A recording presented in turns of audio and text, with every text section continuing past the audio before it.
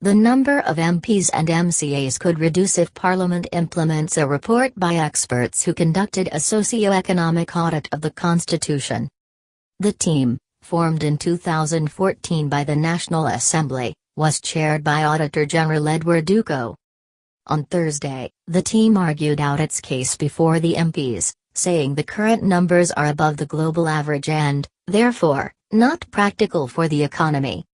This came as Controller of Budget Agnes Odhiambo proposed the removal of the National Government Constituency Development Fund from the care of MPs, noting that having elected leaders implement development projects in their areas contravened the principle of separation of powers.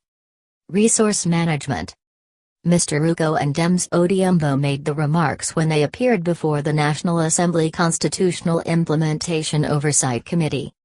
The reduction of MPs and MCAs should be done without compromising national values on diversity, protection of vulnerable groups and the marginalized and the equality principle regarding the gender, Mr. Ouko told the MPs.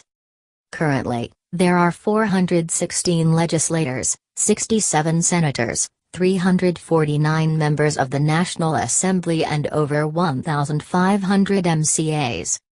The proposal comes at a time when the polls agency has begun delimiting areas with the possibility of increasing the electoral units. The experts were required to assess the impact of the implementation of the Constitution on the economy, evaluate the social impact and make recommendations to MPs on prudent management of resources. Committees. According to Professor Kurudi Kanyinga, who was a member of the audit team alongside Dr. Conrad Bozire, the recommendation to have the number of leaders reduced was made on the understanding that Kenya is overrepresented and that her representatives are some of the most highly paid compared to countries with similar population and size of the economy. Ms Odhiambo also urged Parliament to consider reviewing mandates of various constitutional commissions and identify those for merger as well as reduce the number of commissioners. We don't need 9 members in one commission.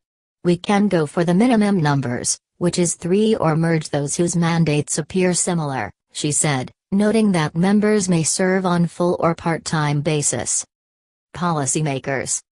The committee, chaired by Ndaragwa MP Jeremiah Kiani, is considering the report and is required to come up with specific constitutional amendment bills to reduce public expenditure.